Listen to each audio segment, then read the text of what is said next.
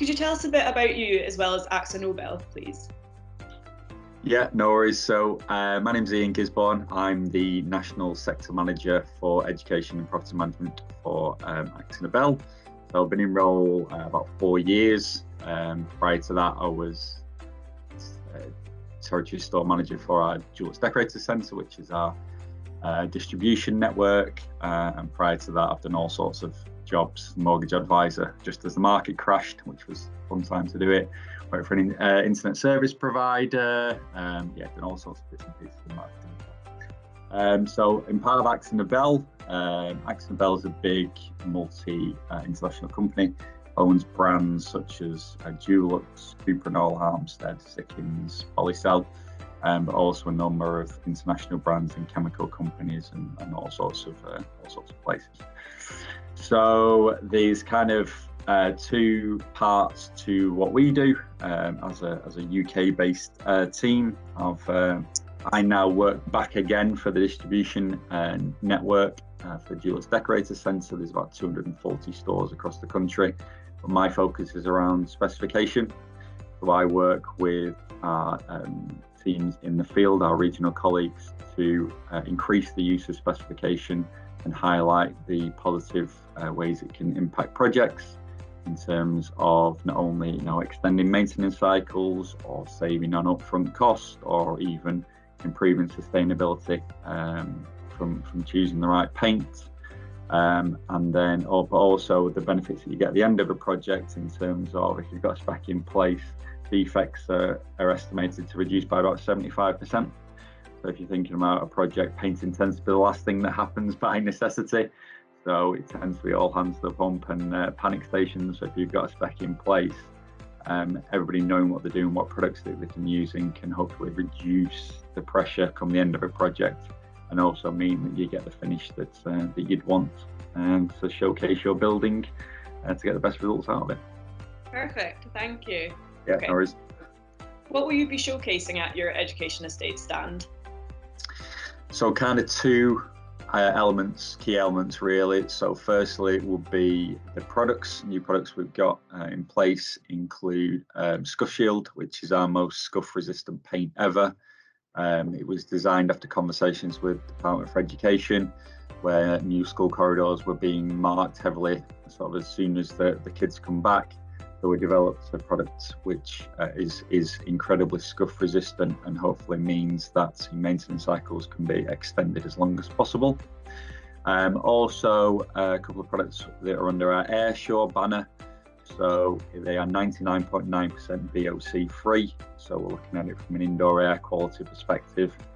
Sustainability is massively important to us as an overall business. So for example, we offer free can recycling through the Jewel Decorator Centres, because there's a stat that scarily 95% of empty tins end up in landfill.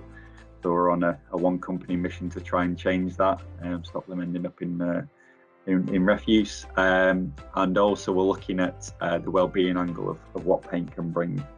So as I mentioned, the VOCs can impact indoor air quality.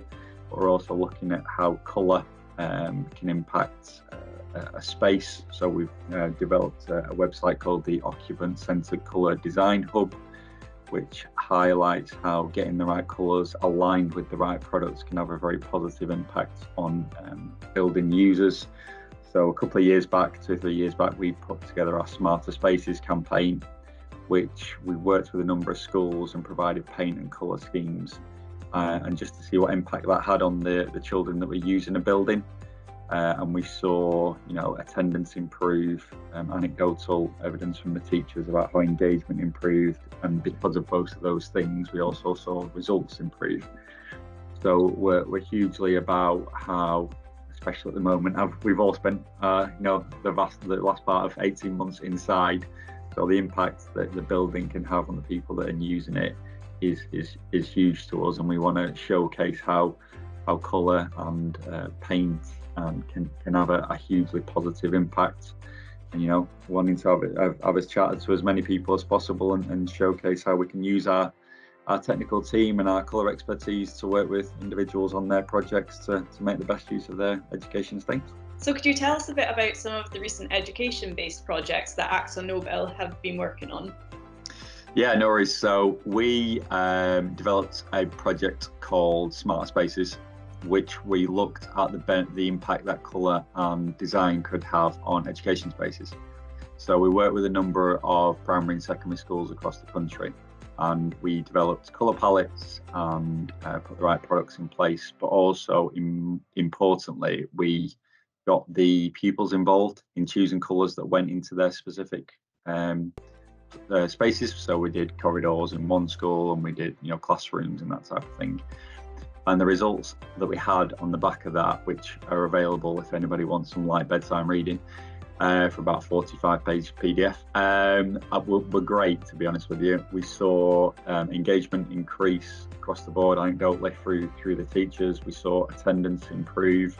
We saw use of the spaces increase as well.